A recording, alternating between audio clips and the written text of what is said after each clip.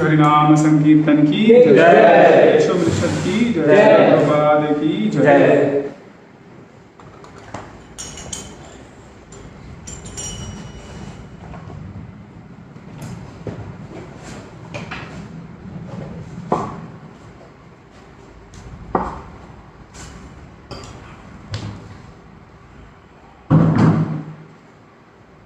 हरे कृष्णा, आप सबका स्वागत है।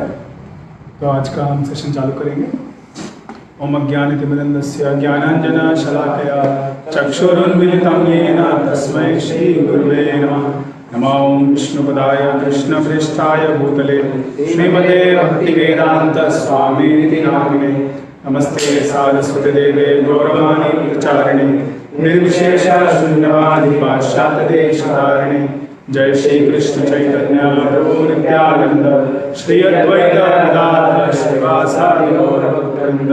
हरे कृष्णा कृष्णा कृष्णा हरे हरे, हरे राम राम राम हरे हरे। हरे कृष्ण। तो हम ईशोपनिषद के आज तीसरे मंत्र पर चर्चा करेंगे। Next slide. हमने कल देखा कैसे हम कर्मों के बंधन में हैं। सभी मनुष्य, सभी जीव हैं, स्पेशली जो मनुष्य योनि में हैं उनके लिए जरूरी जानना। कर्म विकर्म अकर्म क्या है, गीता और ईशोपनिषद के अनुसार हमने सुना। ईशावास का सिद्धांत फिर से हमने सीखा, फिर से समझा, और कैसे उसका पालन करने से क्या फायदे होते हैं। हाँ, importance of God centred life वो देखा हमने। और हमने देखा कैसे प्रभुपाद जी अपनी शिक्षाओं बताते हैं कि हमें भक्ति रसामृत सिंधु का अध्ययन करना चाहिए, जहाँ बताया गया कैसे जो गॉड सेंटर्ड लाइफ है इसको कैसे हम अपने जीवन में पालन कर सकते हैं। नेक्स्ट। तो कल के कुछ प्रश्न हैं। पहला एक प्रश्न था कि यज्ञ और विष्णु के बीच क्या अंतर है, और दूसरा बहुत सारे प्रश्न थे आपके नियत कर्म प्रेस्क्राइब्ड ड्यूटीज और भक्ति के विषय में। तो वो थोड़े कन्फ्यूजन जो है उसको क्लैरिफाई करेंगे। तो पहला प्रश्न है कि विष्णु और यज्ञ में क्या अंतर है। तो भगवान विष्णु कहीं एक अवतार हैं, भगवान यज्ञ, जो कि अकुति के पुत्र थे। और अकुति कौन है? वह स्वयंभू मनु की पुत्री हैं। तो उन्हीं यज्ञ की प्रशंसा करते हुए स्वयंभू मनु ने ये 18 श्लोक बोले हैं ईशोपनिषद के। तो भगवान विष्णु, भगवान राम, भगवान कृष्ण, ये सब के सब विष्णु तत्व हैं। और जब हम शुरुआत कर रहे हैं भक्ति की, तो उसमें बहुत ज़्यादा अंतर नहीं करना चाहिए। विशेषतः ये जो अंतर है आपको भक्ति रसामृत सिंधु में बताया जाएगा, किस तरह पे इसके ऊपर ज़्यादा हमको क्या कहते हैं डिफ्रेंशिएट करना है, अंतर करना है। और श्रीमद् भागवतम में अनेकों अवतार हैं, सबके बारे में, सबकी लीलाओं के बारे में बताया गया। जब हम भागवतम पढ़ेंगे तो हम जानेंगे। लेकिन जो हमारा सिद्धांत है, गौड़ीय वैष्णव सिद्धांत है कि कृष्णस्तु भगवान स्वयं, भगवान कृष्ण वह अवतारी हैं, उनसे ही सारे अवतार आते हैं। हाँ, वह ओरिजिनल पर्सनैलिटी ऑफ गॉड है। सर्वप्रथम वो ही थे, उनके बाद बाकी सभी अवतारों का प्रकाश हुआ, उनमें से आए। तो यह जब हम भागवतम पढ़ेंगे तो उसमें विशेषता बताया जाएगा। और स्पेशली भक्ति रसामृत सिंधु में उनके विषय में बताया जाएगा, कृष्ण की महानता क्या है, कृष्ण का यूनिकनेस क्या है। तो अभी शुरुआत के समय में हमें ज़्यादा अंदर नहीं करना है। भगवान विष्णु, भगवान यज्ञ, महाविष्णु, गर्भोदक्षय विष्णु, ये सब विष्णु तत्व हैं। सब हमारे लिए पूजनीय हैं, वंदनीय हैं, नित्य स्मरणीय हैं। तो उनके बीच में ज़्यादा अंदर नहीं करना चाहिए इस तरह। अभी ये ईशोपनिषद जो है वह किसी भी व्यक्ति को प्रचार करने के लिए है। तो उसमें गॉड सेंटर्ड लाइफ वो सबसे महत्वपूर्ण चीज़ है कि ईशावास का सिद्धांत समझिए। अब आप किसका वर्शिप करते हैं ना, विष्णु का करते हैं, राम का करते हैं, नरसिंह का करते हैं, कुर्म का करते हैं, वह ज़्यादा फर्क नहीं पड़ता है। सर्वप्रथम हमें क्या सीखना है, कैसे हमें भगवान क्या प्रभुसत्ता को स्वीकार करना है, how is the controller owner and enjoy. Hare Krishna. तो दूसरा प्रेस्क्राइब ड्यूटीज के बारे में, और नहीं पीछे जाइए।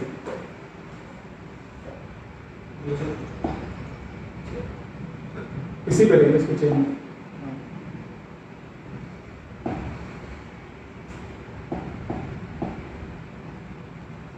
तो वस्तुत्रय हम इसके बारे में समझने का प्रयास करेंगे। चैतन्य महाप्रभु बताते हैं कि सभी जो वेदों में सिद्धांत हैं उनको 3 भागों में विभाजित किया गया है। उनसे हम समझ सकते हैं संबंध, अभिधेय और प्रयोजन। तो संबंध मतलब आप किसके साथ संबंध स्थापित कर रहे हैं, who you are, what do you identify. आपका चेतना क्या है कि हम किसके, हम ये शरीर हैं कि हम आत्मा हैं, हम भगवान के दास हैं। हमारी चेतना क्या है, हमारा आइडेंटिफिकेशन क्या है, वह संबंध स्थापित करता है। जैसे हम इस भारत देश में रहते हैं तो ये संबंध स्थापित हो रहा है, हम भारत के नागरिक हैं। उसके बाद आता है अभिधेय। अगर हम भारत के नागरिक हैं तो भारत के लिए कुछ करना होगा, हमारे कुछ कर्तव्य हैं, वो कर्तव्य करेंगे तो फिर हमें उसका कुछ राइट्स मिलते हैं, फंडामेंटल राइट्स हैं, लेकिन उसके साथ फंडामेंटल ड्यूटीज़ भी हमारी। तो हमें कुछ करना होगा इस देश के लिए, तो वो है अभिधेय। और फिर प्रयोजन, गोल क्या है, वाई, क्यों कर रहे हैं आप। तो ये किस लिए कर रहे हैं, देश की उद्धार के लिए कर रहे हैं, या अपने इंद्रिय तृप्ति के लिए कर रहे हैं, या इसको विध्वंस करने के लिए कर रहे हैं। बहुत सारे लोग देश में रहते हैं लेकिन देश विरोधी कार्य करते हैं। तो प्रयोजन क्या है, लक्ष्य क्या है। तो वैसे ही जो आध्यात्मिक तत्व हैं उनको भी आप 3 भागों में समझ सकते हैं। और यह बहुत जरूरी है समझना, क्योंकि पूरा ब्रह्मांड जो है इसी सिद्धांत पे आधारित है। जो बहुत सारे वैज्ञानिक कोशिश करते रहते हैं कि हम यूनिवर्सल प्रिंसिपल निकालें, तो ये यूनिवर्सल प्रिंसिपल है। जिन्होंने ये यूनिवर्स बनाया है, ब्रह्मांड बनाया है, उन्होंने ही बताया है। भगवान चैतन्य महाप्रभु बताते हैं कि संबंध, अभिधेय, प्रयोजन वेद 3 वस्तु पर, वेदों में जितनी भी सिद्धांत है वो सब इन्हीं 3 पे आधारित है कि हम किसके साथ अपना संबंध जोड़ रहे हैं। संबंध में भी 2 चीजें हैं।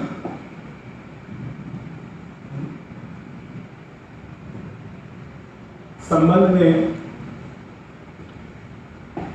इसको हम थोड़ा निकाल देंगे।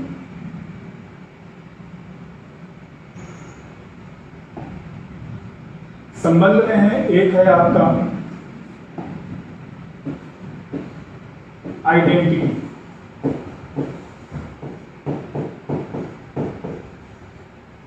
और दूसरा है आपका एटीट्यूड।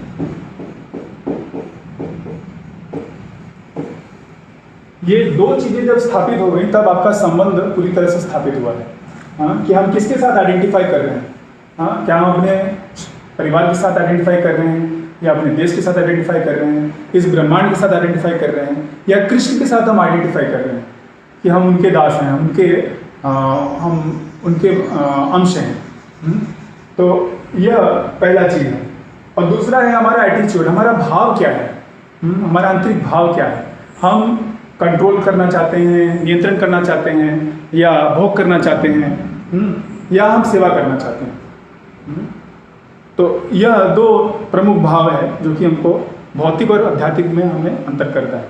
तो जब दोनों का दोनों, जो हमारा आइडेंटिटी, हमारा जो अपने बारे में सोच है, हाँ, कि हम भगवान के दास हैं, और हमारा जो अंदर का भाव हो जाए कि हम भगवान की सेवा करना चाहते हैं, ठीक है, तो हमारा संबंध जो है भगवान के साथ असली में स्थापित होता है। संबंध स्थापित नहीं होगा तो कुछ नहीं होगा। अभी देखिए, जैसे हम आवाज नहीं आ रहा, ठीक, अरे तो हम फिर से रिपीट कर देंगे, मान लीजिए अगर आवाज नहीं आया है तो टेक्निकल प्रॉब्लम। संबंध स्थापित करना है तो हमें ये दोनों चीजें होनी चाहिए। हमारा आइडेंटिटी, हमारा जो अपने बारे में धारणा है वह क्या है, और हमारा भाव क्या है।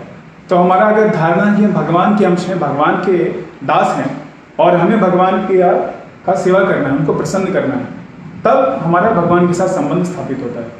अब ये कनेक्शन अगर बन गया तो ये टूट जाता है।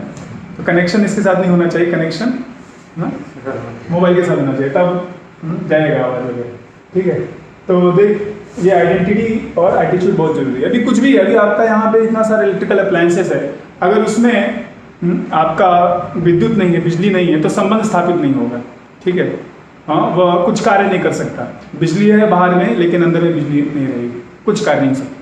तो जब संबंध स्थापित हो जाता है तब उसके बाद फिर अभिधेय प्रोसेस,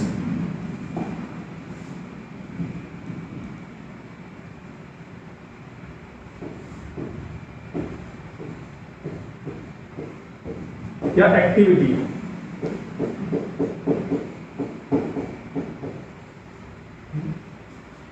तो हमारा संबंध अगर स्थापित हुआ है तब हम कुछ कार्य कर सकते हैं उस व्यक्ति के लिए, उस इंस्टीट्यूट के लिए। तो अगर हम आइडेंटिफाई करते हैं कि हम ये शरीर है तो हम शरीर के लिए कार्य करेंगे। अगर हम आइडेंटिफाई करते हैं कि हम ये देश के पार्ट हैं, देश के लिए कार्य करेंगे। अगर हम आइडेंटिफाई करते हैं कि हम कृष्ण के दास हैं तो हम कृष्ण के लिए कार्य करेंगे। हाँ, तो वो कुछ हम एक्शन लेना पड़ेगा।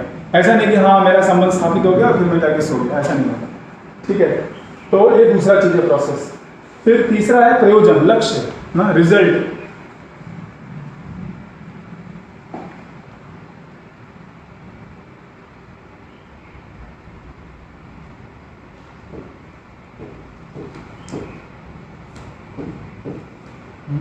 फाइनली आपको कुछ मिलेगा। हाँ, आप किचन में गए, कुछ बनाया ना, हाँ, सब्जी रोटी बनाया और भगवान को अर्पण करके आपने स्वीकार किया, तो उसका रिजल्ट, उसका कुछ तो आउटपुट आया आपको, ठीक है। और वही प्रयोजन फिर वापस आकर के आपके संबंध को वो नरिश करता है।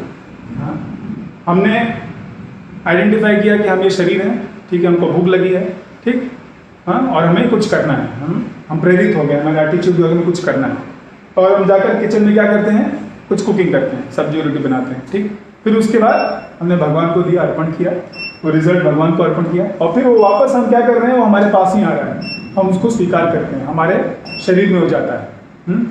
तो इस तरह से यह जो साइक्लिक प्रोसेस है वो चलता रहता है। अगर ये रिजल्ट नहीं आया, ठीक है, तो ये टूट जाएगा। अगर आपने भगवान की प्रसन्नता के लिए कार्य नहीं किया तो आगे आपका जो संबंध है वो सुदृढ़ नहीं होगा।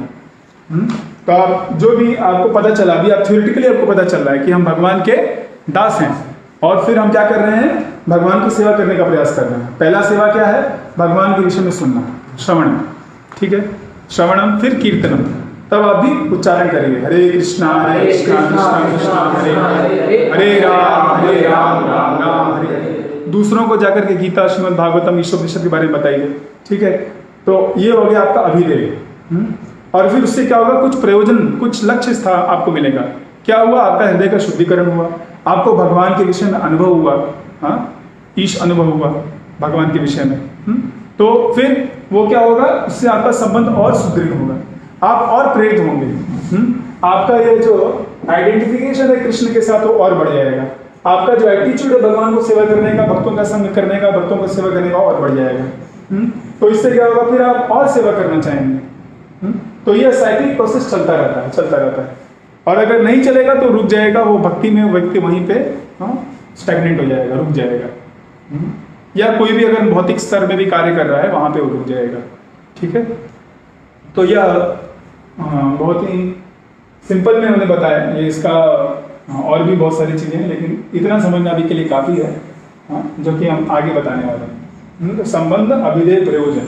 संबंध से हमारा आइडेंटिटी, एटीट्यूड स्थापित होता है। अभिधेय को बताता है प्रोसेस क्या करना है, एक्टिविटी क्या करना है, और प्रयोजन हमारे रिजल्ट देता है। और ये रिजल्ट दो तरीके का हो सकता है, या आपको भौतिक आपको ग्रॉस होगा और सटल भी होगा।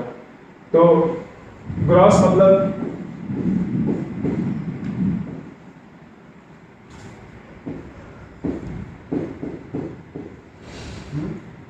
ग्रॉस मतलब कुछ प्रैक्टिकल आपके हाथ में आता है, जैसे आप गए खाना बनाया, आपके हाथ में कुछ बना हुआ रोटी सब्जी आ गई, ठीक है।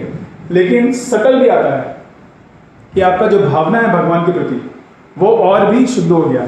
हाँ, आप भगवान को प्रसन्न कर रहे हैं, भगवान एक व्यक्ति है, उन्होंने वो स्वीकार किया भोग, तो उससे आपको आध्यात्मिक सुख की प्राप्ति हो गई, हाँ, आपको आध्यात्मिक प्रेरणा मिल गई।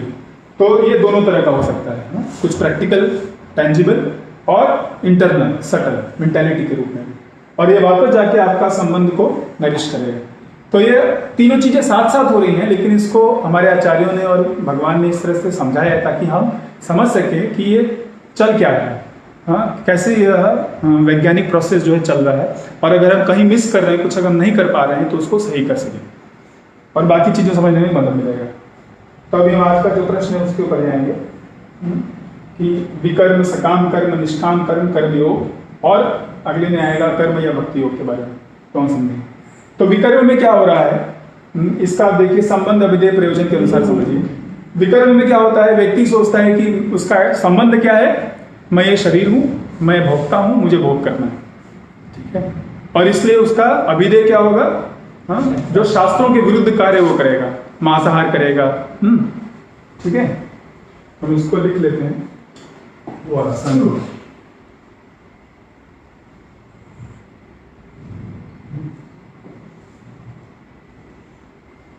तो विकर्म में जो संबंध को मैं बस सा लेता हूं, ठीक है, संबंध, अभिधेय और उसका प्रयोजन, ठीक है। तो उसका संबंध क्या है, मैं ये शरीर हूं, शरीर के साथ संबंध हो रहा है, आइडेंटिफिकेशन। और उसका एटीट्यूड क्या है कि मैं भोगता हूं,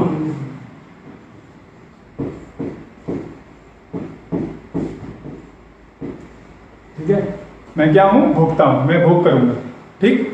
तो इसके साथ क्या होगा, जो ये सोचेगा कि मैं ये शरीर हूं, मैं भोग करना चाहता हूं, तो उसका अभिधेय आएगा कि वह शास्त्रों के विरुद्ध कार्य करेगा।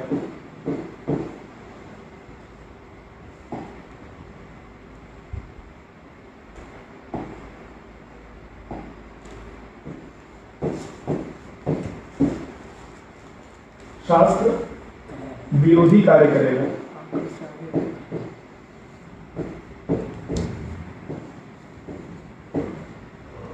शास्त्र विरोधी कार्यों में लगेगा वो, मांसाहार करेगा, जुआ करेगा, दूसरों को मारेगा, ठीक है, अवैध स्त्री पुरुष संग करेगा, ठीक है। तो ये हो गया विकर्म। और उसके बाद प्रयोजन क्या होगा उसका,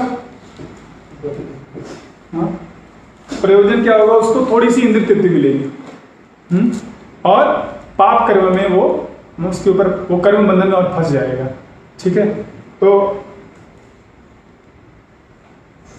ग्रॉस रूप में उसको मिलेगा प्रयोजन में, उसको थोड़ी तृप्ति मिलेगी, इंद्रिय तृप्ति मिलेगी, ठीक है, लेकिन आंतरिक रूप से वो कर्म बंधन में फंस जाएगा।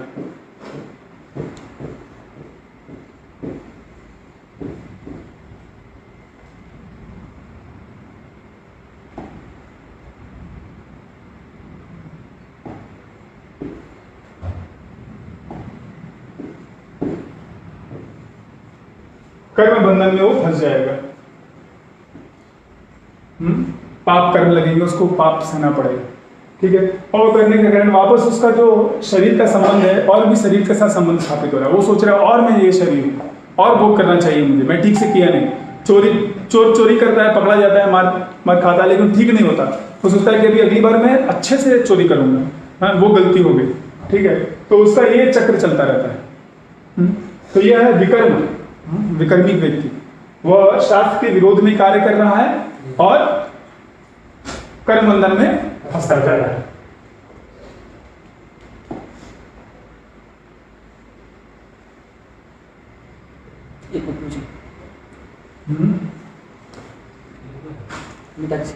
हो गया? ओके, इनको अब आ जाएंगे हम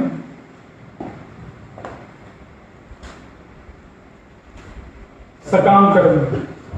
सकाम कर्मी का क्या होगा? सकाम कर्मी भी अधिकतर यही, सकाम कर्म मतलब आपको उसमें कुछ आसक्ति है, आप स्वयं के लिए कुछ करना चाहते हैं, ठीक है, लेकिन वो कर क्या रहा है? शास्त्रों के अनुसार कार्य कर रहा है। जो उसका प्रेस्क्राइब ड्यूटी है वो काम कर रहा है। उसका उदाहरण समझ लीजिए कि अर्जुन भगवद गीता की शुरुआत में वो सोच रहा है कि मेरा ये परिवार है, मैं इन परिवार के संबंधियों के साथ हूँ, मैं उनको खोना नहीं चाहता, ठीक है। तो युद्ध करना, क्षत्रिय का धर्म करना नहीं चाह रहा है, क्योंकि उसके कारण उसके संबंधी मारे जाएंगे, उसको पाप लगेगा, ठीक है। तो उसका जो प्रयोजन है, उस प्रयोजन में अपना कुछ उसका इन्वेस्टमेंट है, स्वार्थ है। तो सकाम कर्म उनको, सकाम कर्मी उनको बोलते हैं, सकाम कर्म। लेकिन ये कर्म क्या है?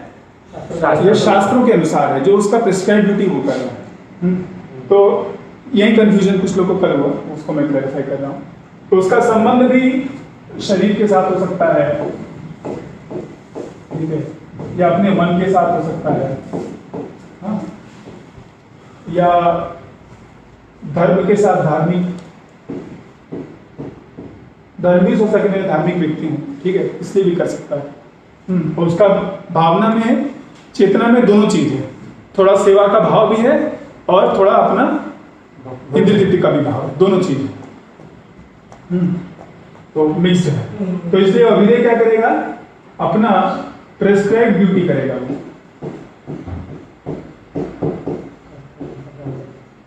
प्रेस्क्राइब ड्यूटी या नियत कर्म, शास्त्रों के अनुसार जो नियत कर्म है वो करेगा, ठीक है।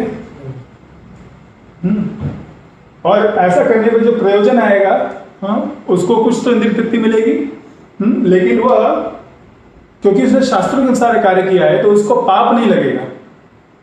रिएक्शन आएगा उसको, जैसे कि हम कल बता रहे थे, कोई व्यक्ति बहुत ये करता है,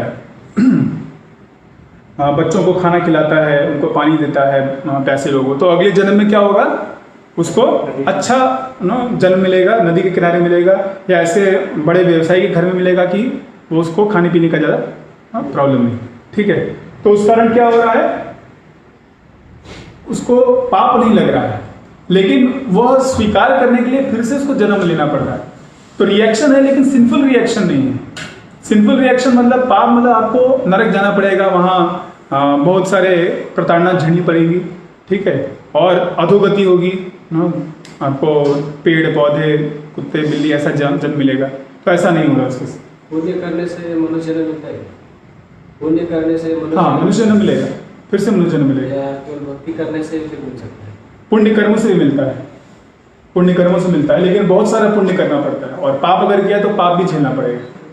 तो ये चीज जो है गीता में आएगा। अब गीता में प्रश्न पूछिए, ठीक है। अभी हमारा समय थोड़ा कम है, हम आगे बढ़ेंगे। तो प्रयोजन इसका क्या है? प्रयोजन में उसको इंद्रिय तृप्ति मिल रही है, लेकिन साथ साथ उसका सेवा का भाव भी बढ़ रहा है। धीमे धीमे वो बहुत धीरे धीरे प्रोग्रेस कर रहा है। करोड़ों करोड़ों जन्म में धीमे धीमे वो चेतना उसकी शुद्ध होगी। अब आते हैं निष्काम कर्म। सकाम कर्म करते करते व्यक्ति जो है निष्काम कर्म पे आता है। निष्काम मतलब उसमें उसका कुछ लेना देना नहीं, वो सिर्फ कर्तव्य के रूप में कर रहा है या मोक्ष प्राप्ति के लिए कर रहा है। हाँ, प्रयोजन लिखा नहीं, प्रयोजन लिखने में समझ जाएगा, इसलिए लिखा नहीं। तो निष्काम कर्म वो भी शरीर के साथ हो सकता है आइडेंटिफाई करे, लेकिन उसका शुद्धिकरण हो गया है, चेतना का शुद्धिकरण हो गया है। अभी उसका जो एटीट्यूड है, भाव है, वह सही हो गया है, सेवा का भाव हो गया है।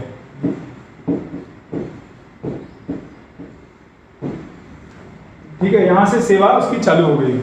अभी वह हो सकता है मोक्ष प्राप्ति उसका लक्ष्य हो, उसका लक्ष्य हो सकता है मोक्ष प्राप्ति हो, या सिर्फ कर्तव्य के रूप में कर रहा है, तो इसलिए वो भक्ति में नहीं आता, उससे भगवान से उससे कोई संबंध नहीं हुआ है अभी तक। ठीक है, तो वो निष्काम कर्म योगी, जो कि निष्काम कर्म योगी नहीं, निष्काम कर्म कर रहा है।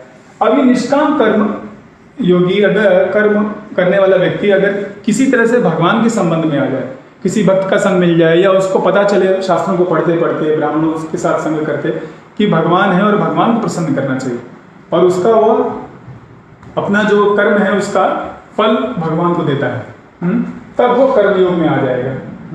जब उसका प्रयोजन में उसका जो सेवा भाव के साथ वो भगवान को भी स्वीकार करता है, जैसे कि जन्माष्टमी पे वो जाकर के कुछ डोनेशन देता है, ठीक है, मंदिर में कुछ कंस्ट्रक्शन कराना है, वहाँ पे वो मदद कर देता है, कुछ भक्तों का कार्य है गवर्नमेंट के साथ, वो उसमें मदद कर देता है। ठीक है, तो इस तरह से वो मदद कर दे रहा है भगवान या भगवान के भक्तों, तो कर्मयोग हो गया। उसका असली ध्येय भगवान को प्रसन्न करना नहीं है, लेकिन अपने कार्यों के द्वारा वो भगवान और उनके भक्तों को प्रसन्न करना है।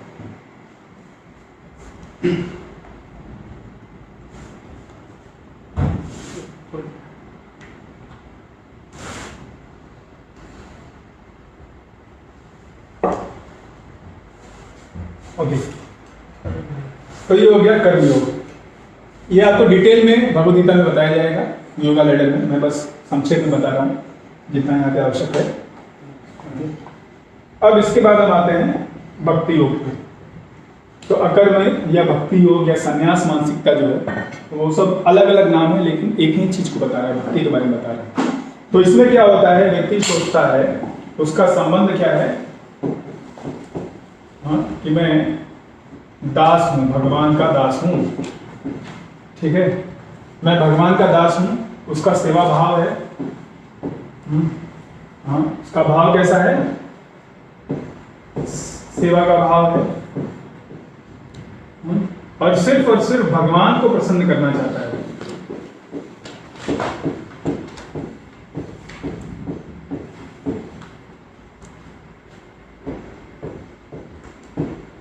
भगवान को प्रसन्न करना चाहता है। तो इसलिए पहले से ही वह भगवान के प्रति समर्पित है। जीव कृष्णदास एक विश्वास कर ले तो और दुख नहीं, ऐसा हमारे भक्तिनाथ ठाकुर बोलते हैं। तो जब ये उसका संबंध है, तो अपने आप जो अभिधेय है,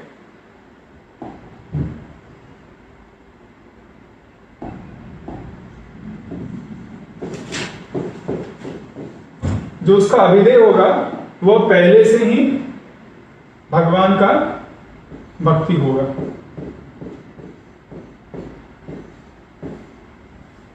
भगवान का भक्ति कैसे किया जा सकता है, यह है नौविधा भक्ति, 9-fold प्रोसेस, जो कि प्रहलाद महाराज बोलते हैं। श्रवणम कीर्तनम विष्णु स्मरणम पाद सेवनम अर्चनम वंदनम साख्यम दास्यम साख्यम आत्मनिवेदनम, कि भगवान के विषय में सुनना, भगवान का कीर्तन करना, भगवान का वंदना करना, प्रार्थना करना, भगवान की सेवा करना, भगवान का स्मरण करना, भगवान के प्रति सब कुछ समर्पण करना। तो ये नवविधा भक्ति है, जो कि भक्ति रसायन सिंधु में अच्छे से बताया जाएगा आपको। तो वो 9-fold प्रोसेस वो करता है। शुरुआत से ही डायरेक्टली भगवान का नाम ले रहा है, डायरेक्टली भगवान का गीता श्रीमद् भागवतम का पठन कर रहा है, भगवान का जो अर्च विग्रह उसकी उपासना कर रहा है। ठीक है, और जो प्रयोजन है, प्रयोजन क्या हो जाएगा उसका फिर?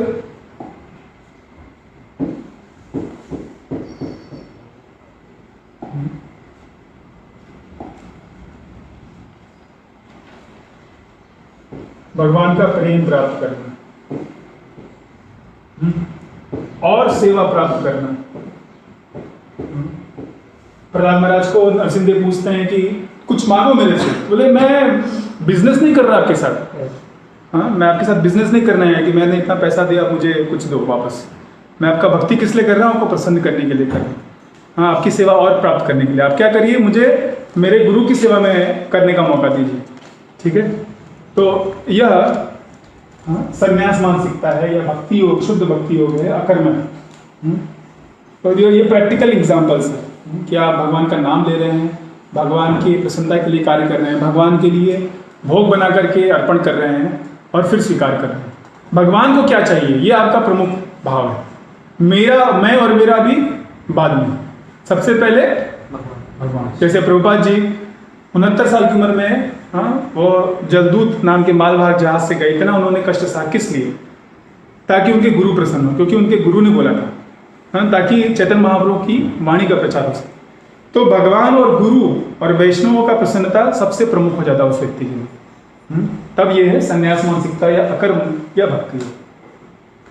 ठीक है, हम वापस अपने पीपीटी पे आएंगे। आज का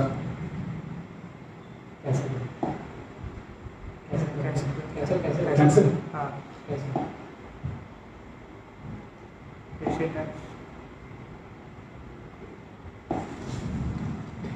नेक्स्ट।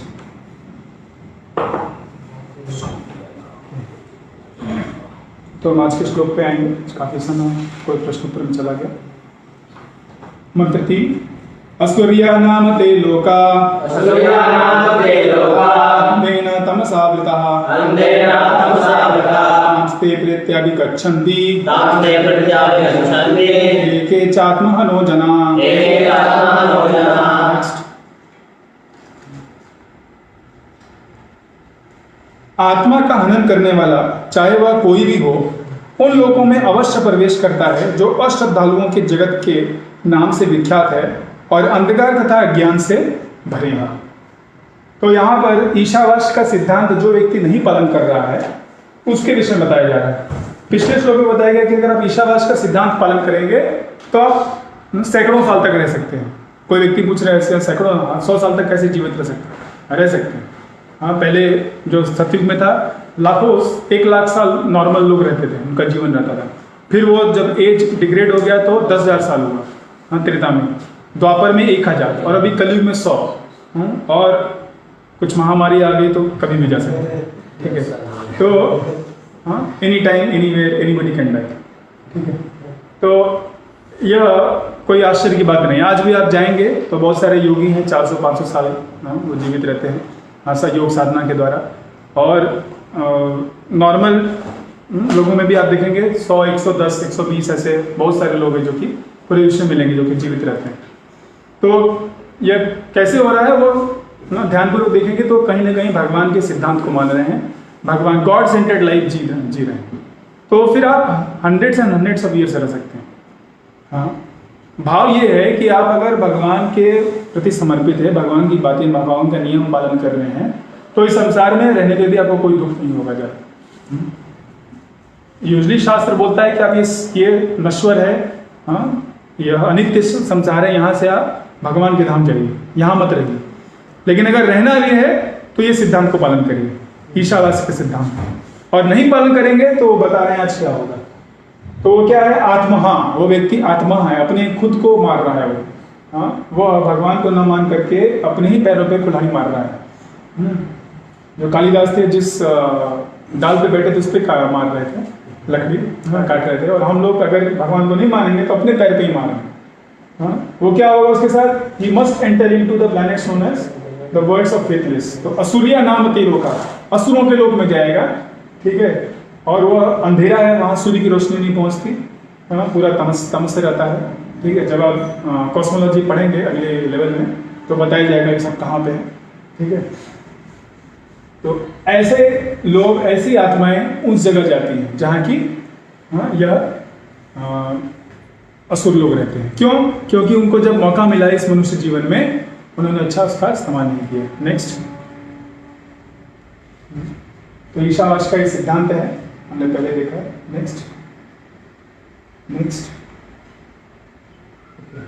तो प्रभुपाद जी बता रहे हैं इस परपोर्ट की शुरुआत में कि ह्यूमन लाइफ का मतलब हैवी रिस्पॉन्सिबिलिटी। ये बहुत ही भारी उत्तरदायित्व है हमारे ऊपर।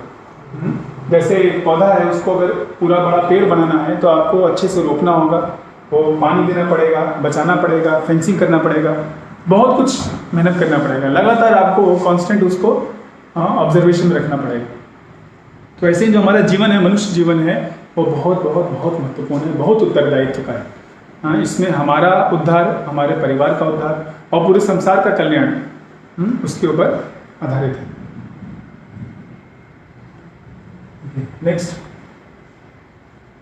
तो दो तरह के लोग होते हैं, सुर और असुर। तो सुर कौन है? जो कि ये ह्यूमन रिस्पॉन्सिबिलिटीज को जानते हैं, they are cognizant of human responsibilities and who work in that spirit. जिनको पता है उनका संबंध अभिधेय के हिसाब से सोचिए तो वो जानते हैं कि मैं एक मनुष्य हूँ, मनुष्य का क्या कर्तव्य है, और वही अभिधेय, वही प्रयोजन को स्वीकार करते हैं और उसके हिसाब से कार्य करते हैं। उनमें थोड़ा भोग करने की प्रवृत्ति होगी, लेकिन प्रमुखतः उनका कार्य क्या है कि वह मानव सभ्यता को जानते हैं, मनुष्यता क्या है समझते हैं, और मनुष्य का क्या उत्तरदायित्व है वो उसको निभाते हैं। और जो असुर लोग होते हैं वो नेग्लेक्टफुल, खाओ पियो ऐश करो बस, beg borrow steal kill but enjoy. ठीक है, तो ये रिस्पॉन्सिबिलिटी नहीं जानते, अपना कर्तव्य नहीं करेंगे, अपने परिवार का ध्यान नहीं रखेंगे, देश को तो भूल ही जाइए। ठीक है, और उसके बारे में कोई इनको जानकारी भी नहीं रखनी है। वो इतने तमोगुण में चले जाते हैं कि उनको पता भी नहीं चलता कि वो क्या कर रहे हैं। तो वो असुरिक लोग हैं। तो या तो हम सुर हैं या असुर हैं, दो में से एक होगा, तो बीच का कोई रास्ता नहीं। तो असुर का क्या डेफिनेशन है आगे देखेंगे। यह चैतन्य चरितामृत आदि लीला 3 चैप्टर के 91वें वर्ष में लिखा है। इसीलिए पद्म पुराण का कोट है, द्वौ भूत सर्गो लोकेस्मिन् दैव आसुर एव च विष्णु भक्त स्मृतो दैव असुरस्तद विपर्यय। तो जो विष्णु का भक्त है, जो विष्णु को मानता है, वह क्या है? सुर है, वह देवता है। असुरस्तद विपर्यय, और इसका उल्टा जो कि विष्णु को ना माने, वो कौन है? असुर। ठीक है, two type classes of men in created world. दो ही तरह के लोग हैं और कोई नहीं, या तो असुर या सुर, देवता या दानव। One consists of demoniac and the other is of the godly. The devotees of Lord Vishnu are godly, whereas those who are just opposite are called demons. तो जो ईशावास्य के सिद्धांत को मानेगा वही देवता है, वही सुर है, बाकी सब असुर है। ठीक है, तो ये क्रिस्टल क्लियर यहाँ बताया जा रहा है। तो ह्यूमन रिस्पॉन्सिबिलिटी क्या है? मनुष्य जीवन आपको मिला है भगवान का भक्ति करने के लिए, भगवान का सेवा करने के लिए, भगवान के साथ अपना संबंध स्थापित करना। हमने सुना संबंध अभिधेय प्रयोजन, तो भगवान के साथ संबंध स्थापित करिए। उसके लिए आपको बाकी संबंध छोड़ने की आवश्यकता नहीं है। You can have your family, you can work for your country, no problem, you can work for humanity, no problem. लेकिन वो क्या करिए? उसको गॉड सेंटर्ड बनाइए। कल हमने सुना ईशावास्य के सिद्धांत के अनुसार करिए। एल्ट्रुइज्म, सोशलिज्म, ये सब का सेंटर क्या है? उसको भगवान का सेंटर बनाइए। नहीं, मैं जब बोलूं तब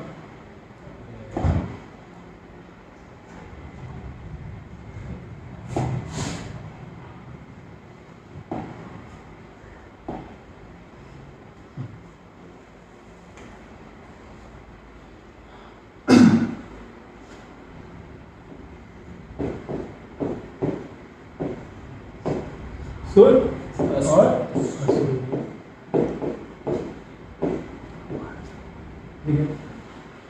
तो इनका संबंध जो है ना, या संबंध लिख देते हैं, दे देते।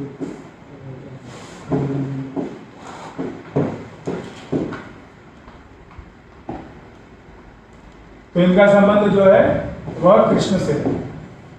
ठीक है, कृष्ण विष्णु जिसको वो मानते हैं उनके साथ वो संबंध रखते हैं, उस संबंध को स्थापित करने के लिए उनकी वो सेवा करते हैं। ठीक है, और जो प्रयोजन आता है वो ना भगवान को अर्पण करते हैं। हो सकता है उनका खुद के लिए भी कुछ हो, लेकिन प्रमुखता वो भगवान को अर्पित करते हैं, भगवान का प्रेम प्राप्त करने के लिए, भगवान की सेवा करने के लिए। अब आगे इधर इनका काम क्या है? यह कृष्ण के विरोधी रहते हैं। इनको ये डेलिबरेटली भगवान के विरुद्ध में कार्य करेंगे। हाँ, तो यह बॉडी के साथ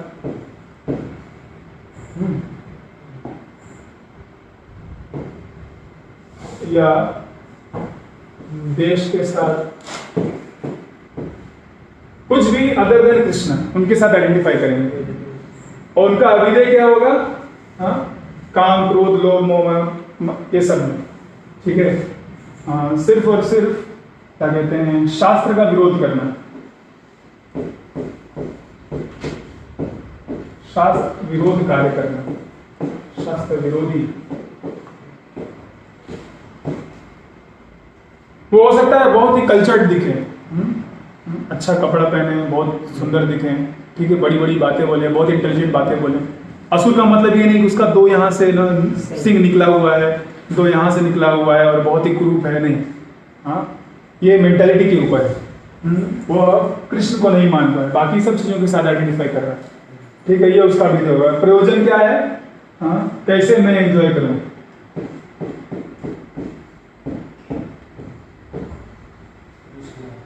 या तो पर्सनल एंजॉयमेंट या समाज के साथ, मेरा देश, मेरा फैमिली, ये सब मानवता सब सुखी रहे। लेकिन भगवान प्रसन्न, भगवान का जहां नाम लिया तुरंत उनका पारा हाई हो जाएगा, ठीक है। ऐसे लोग हैं जो सकाम कर्म करते हैं वो सूर्य में आते हैं। हाँ, जो सकाम कर्म करते हैं, सकाम कर्म कर रहे हैं, वो सूर्य में आएंगे। वो तो हाँ, यूजली सूर्य की तरह होगा कार्य उनका। कृष्ण के लिए नहीं करते, कृष्ण के लिए कर रहे हैं, लेकिन शास्त्र को कहीं ना कहीं तो स्वीकार कर रहे हैं। तो इस तरह से कृष्ण को स्वीकार कर रहे हैं, कृष्ण को कहीं ना, कृष्ण की जो बात मानना कहीं ना कहीं तो कर रहे हैं। उनके पास नॉलेज नहीं है, विष्णु को मान रहे हैं, कृष्ण को, एक विष्णु को कहीं तो मान रहे हैं, किसी स्तर पे मान रहे हैं। शास्त्र को अगर मानेंगे तो बहुत सारे शास्त्रों में तो बहुत लोगों का वर्णन है ऐसे।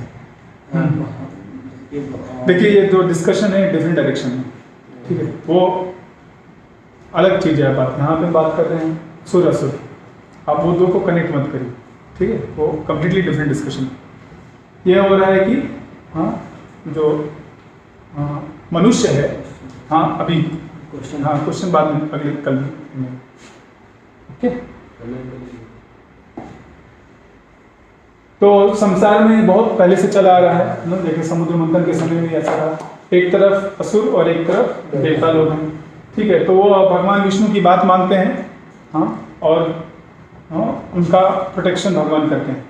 लेकिन जो असुर लोग हैं उनका प्रोटेक्शन नहीं होता, क्योंकि वह भगवान चाहते हैं कि सबका उद्धार हो। तो पूरे ब्रह्मांड में वह ब्राह्मणिकल कल्चर चाहते हैं, वैदिक कल्चर चाहते हैं। लेकिन असुर क्या करेंगे? वैदिक कल्चर को फॉलो नहीं करेंगे, हाँ, और उसके विरोध में कार्य करेंगे, एक नहीं बिना कर। हाँ, गायों को काटेंगे, हाँ, ब्राह्मणों की हत्या करेंगे, हाँ, स्त्रियों और बच्चों को खा जाएंगे, ठीक है, सब कुछ उल्टा पुल्टा कार्य करेंगे। तो इसलिए भगवान चाहते हैं कि देवताओं का उद्धार, देवता ही इस ब्रह्मांड को रूल करें। और असुरों को उनका एक जगह दिया गया है, हाँ, नीचे के लोगों में, आप वहां रहिए, हाँ, असुरिया नाम ते लोग, वहां पे रहो, उधर ही अंधे में रहो, ठीक है, उधर अपना जो भी मारकाट करना है करो, लेकिन ब्रह्मांड को डिस्टर्ब मत करो। नेक्स्ट, तो देवताओं के बारे में और भी ऋग्वेद में बताया गया, बहुत ही महत्वपूर्ण श्लोक है यह। ओम तद्विष्णु परमं पदं सदा पश्यति सूर्यया देवराजसुतातं तद्विद्वासो विपन्यतो जागृतं समिद्धते विष्णु परमं पदं। तो जब हम श्लोक ये करते हैं, यज्ञ वगैरह करते हैं, तो इसमें बहुत इसका आता है, वर्णन आता है। तो क्या कह रहे हैं? Just as sun rays in the heavens are extended to the mundane organ of light, so do the godly souls always look to the abode of Lord Vishnu। तो जो सूर्य की प्रकाश है वह हम अपनी आंखों से ही देख पाते, हमारी आंखें जो हैं सूर्य की तरफ आकर्षित हो जाती हैं, ठीक है। उसी तरह जो देवता लोग हैं वो हमेशा भगवान विष्णु के अबोड की तरफ देखते रहते हैं, जो कि सुप्रीम है। Inasmuch as the twice born men are worthy of praise and are awakened to spiritual stratum, they are able to exhibit supreme Lord, supreme abode, which is Lord Vishnu. तो जितना ज़्यादा ये जो द्विज हैं, ब्राह्मण लोग हैं, बड़े बड़े आध्यात्मिक रूप से उन्नत लोग हैं, उनका जो चेतना है जितना ज़्यादा भगवान से संबंधित होगा उतना ज़्यादा वो गॉडली क्वालिटीज एग्जिबिट करते हैं। तो जितना भगवान के प्रति समर्पित बनेंगे उतना ज़्यादा यह अच्छे गुण हमारे में आएंगे। यस्यास्ति भक्ति भगवती किंचन, सारे के सारे जो देवताओं के गुण हैं वह उस व्यक्ति में अपने आप आएंगे। ठीक, नेक्स्ट। उसी को हमने फिर से पूरा लिखा है। नेक्स्ट। तो हमें यह समझना बुद्ध प्रभा जी बार बार अपने परपोर्ट्स में बताते हैं और याद दिलाते हैं कि जो हमारा मनुष्य जीवन है बहुत बहुत बहुत बहुत ही रेयर है। 84 लाख योनियों में घूमने के बाद तब हमको मनुष्य जीवन मिलता है, और उसको अगर हम सिर्फ इंद्रिय तृप्ति में लगा दें तो it's a colossal waste of time. ये सबसे बड़ी मूर्खता है। यह आत्मा शब्द यूज हो रहा है, अपने आप को मारने वाला, सोल का किलर। सोल तो मर नहीं सकता, आत्मा कभी मरती नहीं, लेकिन उसको वो अपने आत्मा को भी मार दे रहा है। आत्मा का असली जो कर्तव्य है भगवान की सेवा करना, भगवान को प्रेम करना, वो पूरी तरह से उसका ये प्रकृति को नष्ट कर दे रहा है मनुष्य जीवन में भक्ति न करके। तो एक एक स्पीशीज जो है, मान लीजिए कोई अगर कुत्ते के जन्म में जाता है, कुत्ते में भी बहुत सारा क्वालिटी होता है, उसमें भी बहुत सारे वैरायटीज होते हैं, वो सारे वैरायटीज में उसको घूमना पड़ता है। तो करोड़ों करोड़ों जन्म लेने के बाद तब जाके हमको ये मनुष्य जीवन मिला है। हम मनुष्य जीवन को बहुत ही चीप लेते हैं क्योंकि बचपन से जब से पैदा हुए तब से हमने मनुष्यों को देखा है, ठीक है, लेकिन हमारा ये जो जन्म है बहुत बहुत रेयर है। तो हमें समझना चाहिए कि ये जो बहुमूल्य हमको वस्तु मिली है, जैसे कि अगर हीरा मिल जाए किसी को तो हीरा लोग बचा के रखेंगे, उसका अच्छे से इस्तेमाल करेंगे, ऐसे ही किसी को भी जाकर के रास्ते में नहीं फेंक कर दे देंगे। तो मनुष्य जीवन का मतलब समझिए कितना रहेगा, उसको प्रॉपरली इस्तेमाल करिए। क्या है प्रॉपर इस्तेमाल, आगे देखेंगे। तो नेस्टी कंडीशन ऑफ अदर स्पीसीज, तो ये सब स्पीशीज में आप देखिए ना, शेर हो गया, ना सांप हो गया, मछली हो गया, क्रोकोडाइल हो गया, अलग अलग स्पीशीज है, और उनका जो खाने पीने रहने का जो कंडीशंस है बहुत ही नेस्टी है, बहुत ही खराब है। उदाहरण के लिए जैसे मच्छर, हम खाना खा रहे हैं, ठीक है, और कोई आके हमको मार दे, ऐसा होता है हमारे साथ। हम खा रहे हैं और तुरंत कोई लेके आए, और ऐसा नहीं होता, इतना प्रॉब्लम नहीं। कहीं वॉर हो रहा है तो अलग बात है, इजराइल और हमास तो अलग बात है, लेकिन नॉर्मली ऐसा नहीं होता। तो मच्छर क्या कर रहा है, आकर के अपना खाना खा रहा है और फिनिश्ड, डाइंग, ठीक है। हाँ, आजकल तो वो मान लोग क्या कहते हैं, रैकेट हो जाता है वो बहुत ही हॉरिबल डेथ हो जाता है बेचारे, ठीक है। तो ये नेस्टी कंडीशंस है। जंगल के आप राजा हैं, लेकिन फिर भी आपको 20-25 दिन भूखा रहना पड़ता है। किसी न किसी तरीके से आपको मिलता है, और उसको भी बचा के रखना पड़ता है, क्योंकि बाकी जो मांस खाने वाले जीव हैं वो उसको चुराने के फिराक में पड़े रहते हैं, और वो तब तक सड़ता है और खराब हुआ चीज़ आप खाना पड़ता है। तो ये जो कंडीशंस हैं, समझिए कितने मतलब दयनीय हैं। और ऐसा क्यों हुआ? क्योंकि जब वो मनुष्य थे उन्होंने उसको इस्तेमाल नहीं किया, इस अपॉर्चुनिटी को, भगवान का भक्ति नहीं किया, ईशावास के सिद्धांत को स्वीकार नहीं किया। इसलिए ईशावास का सिद्धांत समझना और काम उसको प्रैक्टिस करना बहुत जरूरी है। नेक्स्ट, तो ह्यूमन बीइंग्स को हायर जो ड्यूटीज दिए गए हैं, हायर फैसिलिटीज दिए गए हैं। क्यों? क्योंकि उनको बड़ा काम करना है। जैसे जो सुप्रीम कोर्ट है, वहाँ का जो जज है, उसको मेहनत नहीं करना पड़ता, उसको इनकी तरह धूप में जाकर के कार्य नहीं करना पड़ता, उसको प्रोटेक्शन दिया जाता है, उसको फैसिलिटीज दी जाता है, ठीक है। वहाँ पे टाइप करने के लिए लोग बैठे हुए हैं, क्योंकि उसको अपना दिमाग का इस्तेमाल करके कैसे संविधान है वो समझना है, और उस हिसाब से ऑर्डर देना है, जजमेंट देना है, उसको हायर ड्यूटीज है। ये इनको क्या कार्य करना है, इनको जो भी ऊपर से ऑर्डर आया है, यहाँ पे कंस्ट्रक्शन को वहाँ पे वो करो, बस कर दिया, खत्म काम, ठीक है। तो वैसे ही मनुष्य और एनिमल स्पीशीज या अदर स्पीशीज जो है, हाँ, उनका यही अंतर है। हमको जो हायर इंटेलिजेंस दिया गया है, हमारी इंद्रियां इतनी प्रबल हैं, पांचों की पांचों इंद्रियां बहुत प्रबल हैं, ताकि हम भगवान की सेवा में लग सकें, सबका सब भगवान के लिए इस्तेमाल कर सकें। तो अगर हम वो इस्तेमाल अच्छे चीज के लिए इस्तेमाल नहीं करेंगे तो फिर गवर्नमेंट क्या करेगी, हमको इधर से निकाल करके इधर डाल देगी। तुमको इतना बढ़िया जगह दिया लेकिन तुम कार्य नहीं कर रहे, तो लोअर आपको काम दिया जाएगा, ठीक है, डिमोशन हो जाएगा। तो हमें यह समझना चाहिए कि हमारा इम्पोर्टेंस, हमारे जीवन का इम्पोर्टेंस बहुत ज़्यादा है और बहुत हैवी है। हाँ, अपने लिए, दूसरों के लिए, पूरे ब्रह्मांड के लिए हम अच्छा कार्य कर्तव्य कर सकते हैं। Next, if you do not care for self realization, the laws of nature will force us to work very hard. हाँ, तो अगर कोई अच्छे से पढ़ाई करे, अच्छे से कार्य करे, तो उसको इतना कठोर परिश्रम नहीं करना पड़ सकता है। बिना कठोर परिश्रम के उसका जीवन यापन हो। हाँ, उसी तरह अगर हम सेल्फ रियलाइजेशन के लिए, अपने आत्म साक्षात्कार के लिए, भगवान की भक्ति के लिए, सेवा के लिए मेहनत नहीं करते, तो क्या होगा, जो प्रकृति है हमको लोअर स्पीशीज में डाल देगी।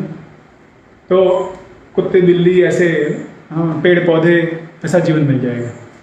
तो ये चॉइस हमारे पास है। हाँ, ये बुद्धि यह हमारे पास है, हमें लेकिन चूज करना। हाँ, यह शक्ति हमको दी गई। नेक्स्ट, तो दोज हु आर एनवियस इन विच, ये भगवद गीता के 16वें से 19 में श्लोक में दिया गया है कि जो भी एनवियस है, मिस्टीरियस है, उनको क्या करते हैं भगवान, डिमोनिक स्पीशीज में डालते हैं, असुरी, जो इस वर्ष में दिया है, तीसरे वर्ष उसी को बता रहे हैं। और वो बार बार उन स्पीशीज में बर्थ होता है उनका, और वो नीचे और नीचे और नीचे चलते जाते हैं, ठीक है, गिरते जाते हैं। और करोड़ों करोड़ों जन्म, हो सकता है ब्रह्मा के 2-3 दिन के बाद फिर वो वहाँ से वापस निकल के आए और उनको यह मनुष्य का जीवन मिले। तो अभी जो हमें मौका मिला है उसको खोना नहीं चाहिए, उसका अच्छे से इस्तेमाल करना चाहिए। नेक्स्ट देखिए, that B put in demonic species, hellish conditions हैं। ये तो सिर्फ फोटो है, एक्चुअली वहाँ पे बहुत हैवी डिस्क्रिप्शन है। जब हम भागवतम पढ़ेंगे 5वें स्कंद का 28वां चैप्टर है, 26वां चैप्टर, उसमें 28 प्रमुख हेल्स बताए गए, और गुरु पुराण में और भी ज़्यादा बताया गया। ऐसे हैं कि आपके रोंगटे खड़े हो जाएंगे, रातों की नींद हराम हो जाएगी आपको, ठीक है। तो भगवान करे कोई वहाँ ना जाए, ठीक है, तो ऐसा जीवन जिए कि हमें वहाँ ना जाना पड़े, ठीक है। Next,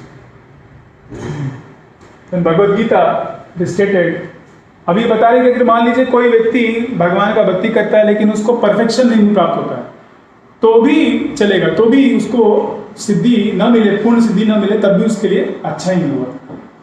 it is stated that man who enters upon the path of self realisation but does not complete the process, तो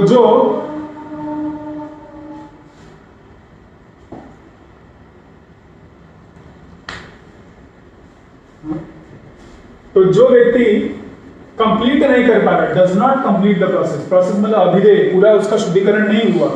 हाँ, उसने आत्म साक्षात्कार का पथ चालू किया लेकिन पूरा शुद्धिकरण नहीं हुआ। हाँ, तो क्या होगा, उसको ही will be given opportunity to appear in शुचिनाम श्रीमताम के, अच्छे ब्राह्मण के, वैष्णव के या व्यवसायी के घर में पैदा होगा वो, जहाँ की उसको अपने जीवन यापन के लिए ज़्यादा कठोर परिश्रम नहीं करना पड़ेगा और वो भगवान की सेवा में वापस लग पाएगा, या उसको पहले से ही ब्रह्म भगवान की सेवा में, वैष्णव की सेवा में लगने का प्रयास, उसको मौका मिलेगा।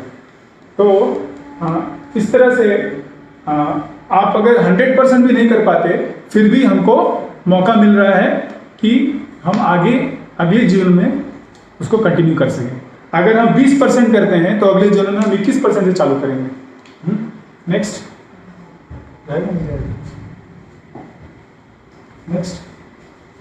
ठीक है, देखिए स्वर्ग लोक में आप जा सकते हैं, जो सभा में अलग अलग जो देवी देवता के लोकों में आपको जन्म मिल सकता है। स्वर्ग लोक में कैसे जा सकते हैं?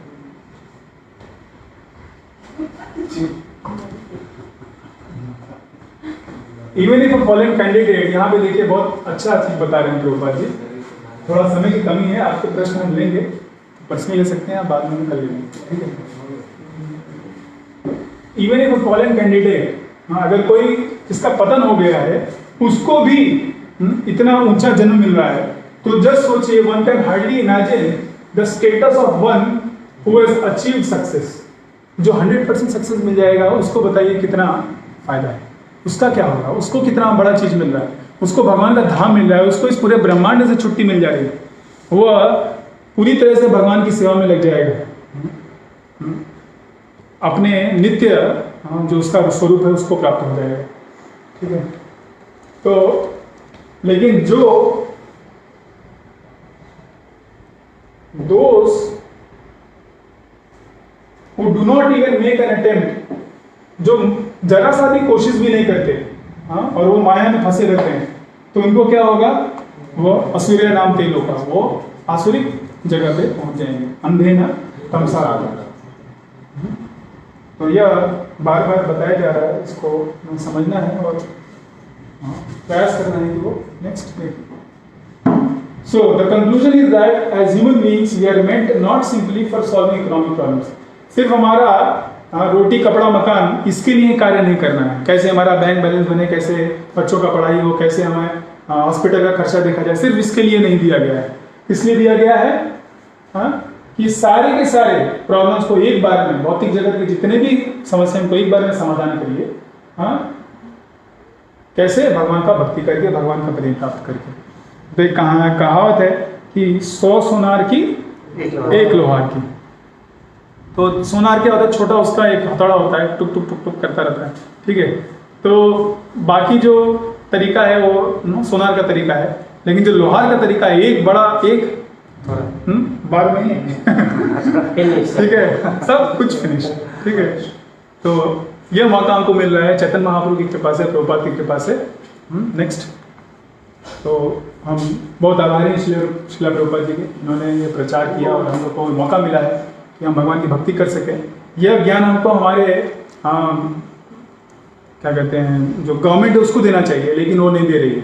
ठीक है, हमको क्या कहा जा रहा है, आप इंजीनियर बनिए, डॉक्टर बनिए, देश के लिए कुछ करिए और मर जाइए, और फिर असुर्य नाम तेलो का वहाँ जाइए। तो आपके ऊपर है, आप किसको स्वीकार करना चाहते हैं। प्रभुपाद जी को स्वीकार करेंगे तो जितना करेंगे वो उतना ही आपके लिए भलाई।